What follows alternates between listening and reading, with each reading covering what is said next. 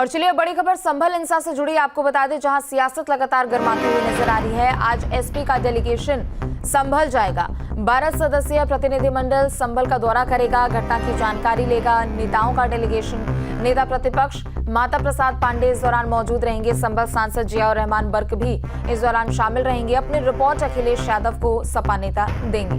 तो संभल में लगातार जो हिंसा की तस्वीरें हमने बीते दिनों देखी, हालांकि अभी स्थिति काबू में कर लिया गया है, स्थिति पर नियंत्रण कर लिया गया है, लेकिन अब समाजवादी पार्टी का एक डेलीगेशन संभल का दौरा करेगा और यहां हालातों का जायजा लिया जाएगा। जानकारी जुटाने की कोशिश की जाएगी कि आखिर किन परिस्थितियों में यहां पर ऐसी तस्वीर देखने को मिली और तनाव यहां पर शुरू हुए थे। तो एसपी डेलीगेशन आज संभल जाएगा। 12 सदस्यीय प्रतिनिधिमंडल संभल का दौरा करने वाले हैं। जियाउर रहमान बर्क जो कि सांसद है वहां से, वो भी वहां पर मौजूद रहेंगे।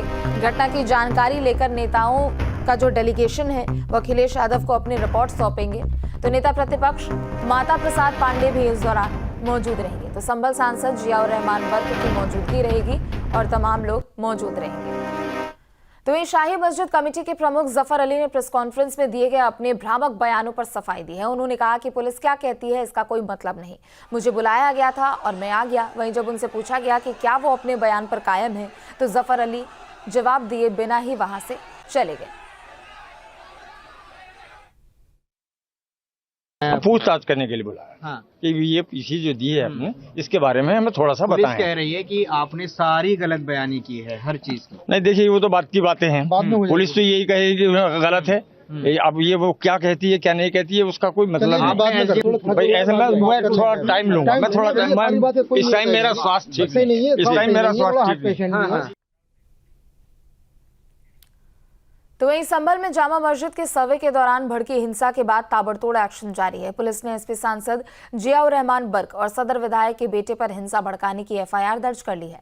वहीं इस पूरे मामले को लेकर राजनीति का दौर भी जारी है। रिपोर्ट दिखाते हैं आपको।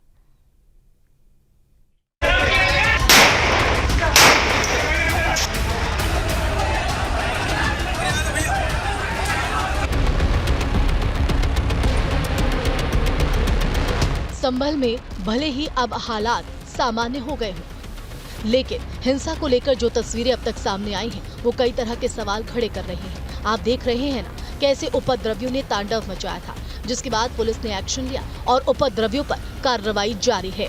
उपद्रवियों ने पुलिस पर पत्थर बरसाए और फिर आगजनी की। संभल में मस्जिद सर्वे के दौरान हुई हिंसा की ये तस्वीरें वहां के भयावह हालात दिखाने के लिए काफी है। उग्र भीड़, जलती हुई गाड़ियां और भयानक पत्थरबाजी साफ साफ देखी जा सकती है। संभल में हालात इतनी तेजी से बिगड़े कि पुलिस को उन्हें सामान्य करने में कड़ी मशक्कत करनी पड़ी।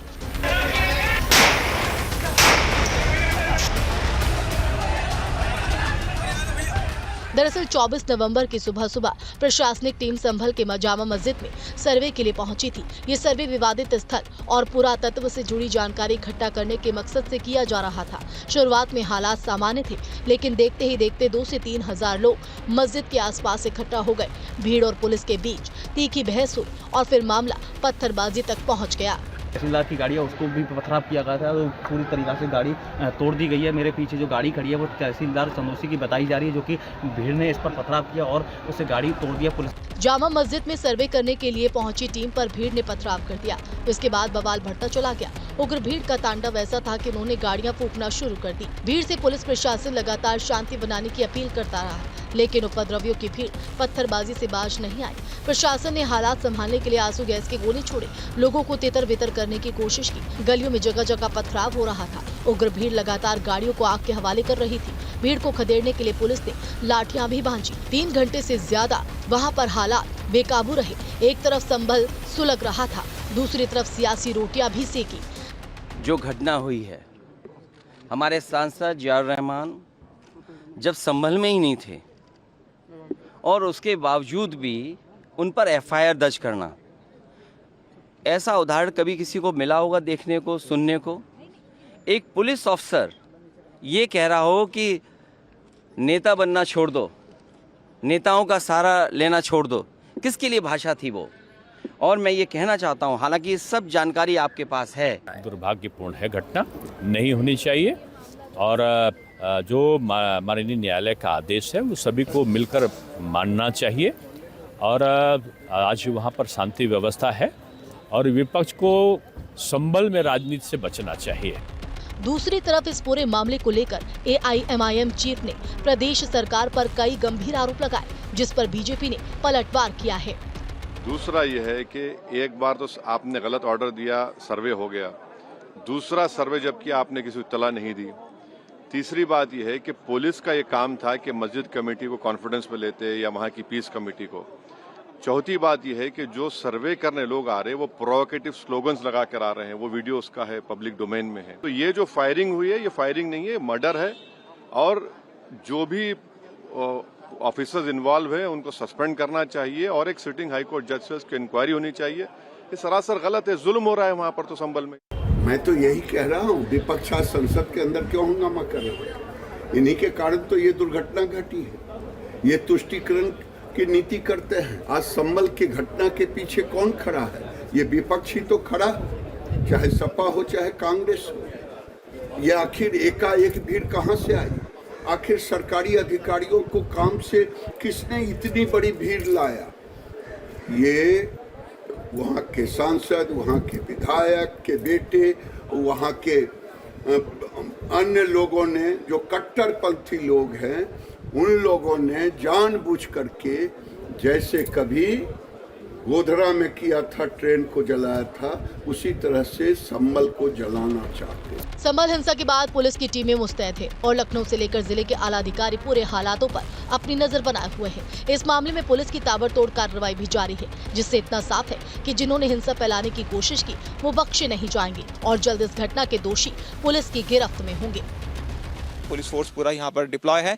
ये शाही जामा मस्जिद के पीछे की नज़ारा है और यहीं पर जो पथराव था वो हुआ था।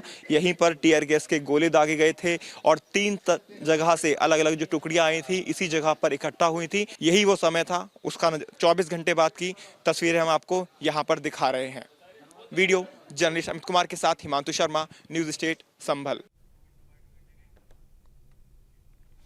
तो वहीं संभल हिंसा को लेकर डीएम और राजेंद्र पैसिया एसपी कृष्ण कुमार बिश्नोई ने प्रेस कॉन्फ्रेंस की और इस दौरान उन्होंने जामा मस्जिद के सदर जफर अली के एक आरोपों का जवाब दिया। सुनाते हैं आपको कि आखिर क्या कुछ उन्होंने कहा है और क्या कुछ यहाँ पर बयानबाजी देखने को मिली है। पुलिस के हाथ में देसी कट्टे भी थे, ये कहना गलत है। वो एक दूसरे को क्यों मारेंगे? अगर उन्हें फायरिंग करनी थी तो पुलिस की तरफ करते, वो पब्लिक में क्यों करेंगे? ये एक सोचने वाली बात है। उनके द्वारा ये कहना है कि पुलिस के हाथ में देसी कट्टे थे जबकि ये भ्रामक ही नहीं है। हम लोगों के पास अपनी TSM टीयर स्मोक म्यूनिशन बिल्कुल थे, पंप एक्शन गन थी हमारे पास जो SRP के जो RRF है उनके जो असले हैं, उनके जो असले होते हैं वो थे। लेकिन जो इनकी तरह बताया कि देसी कट्टे थे, हम पुलिस एक यूपी पुलिस बहुत ही प्रोफेशनल फोर्स है। It is one of the largest police force of the world. It is the largest police force of the world and I am very proud to be part of it. और इस तरीके के भ्रामक बयान पे, जिसमें ये जहाँ पे दंगाइयों को सपोर्ट करने का जो स्टेटमेंट दे रहे हैं कि पुलिस ने, क्योंकि जब ये पता चल गया, ये प्रूफ हो गया ऑलमोस्ट कि जो लोग जिनकी डेथ हुई है वो 315 बोर या इस अन्य प्रकार के MM के बोर के या बुलेट से हुई है, तब ये बता रहे हैं कि पुलिस वालों के पास कट्टे आ गए हैं। मतलब किसी भी तरीके से कि पुलिस को उसका पार्ट बनाया जाए। तो ये जामा मस्जिद कमेटी के सदर जफर ने सर्वे पर सवाल उठाए थे, उसका जवाब भी संभल डीएम ने दिया। अब आपको वो भी सुनाते हैं। 19 तारीख को जो हुआ था सर्वे, वो पूरा हो चुका था। आप अपनी कहते रहिए, आप कहते रहिए। वो पूरा हो चुका था। उसके बाद ये डीएम महोदय ने अनुमति दी है। कोर्ट की कोई अनुमति नहीं थी, कोर्ट ने एक बार दिया था। उसके बाद जो हिंदू पक्ष है उन्होंने ये मांग रखी कि सर्वे चूँकि रात थी, बहुत पब्लिक थी, हम पूरा नहीं कर पाए हैं। ये डीएम को दिया उन्होंने दरख्वास्त, और इस पर हमें फिर से सर्वे करने की इजाज़त दी जाए। तो ये कोर्ट का आदेश नहीं था, बल्कि डीएम साहब का आदेश था कि सर्वे दूसरा के कर लिया जाए। सर्वे टीम एडवोकेट कमिश्नर को डिसाइड करनी थी। मेरे को और कप्तान साहब को केवल प्रोटेक्शन देना था। तो उन्होंने जितने लोग कहा और जितने लोगों के लिए इंतजामिया कमेटी और जफर साहब ने अनुमति दी, उतने लोग उसके अंदर गए। वहीं जामा मस्जिद कमेटी के सदर जफर ने पुलिस के फायरिंग करने पर भी सवाल उठाए तो संभल एसपी ने उसका भी जवाब दिया है। सुनाते हैं आपको क्या कुछ कहा गया है दोनों ही ओर से।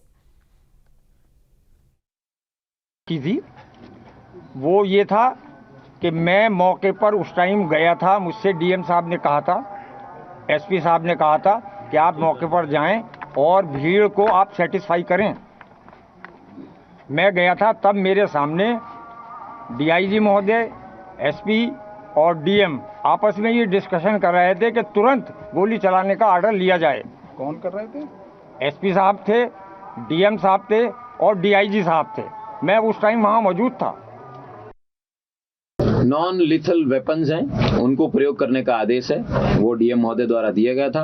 उन्हीं वेपन्स को प्रयोग किया गया है। कई वीडियो हैं जिसमें पिस्टल से गोली चलाते दिख रहे हैं। अब आप उसको अगर को आपके पास कोई इंसास चलाते हुए अगर आपको कोई व्यक्ति दिख रहा है, ठीक है, और इंसास से कोई फायर हुआ है अगर आपको दिख रहा है तो आप बिल्कुल लाइएगा, उसको भी विवेचना में सम्मिलित किया जाए।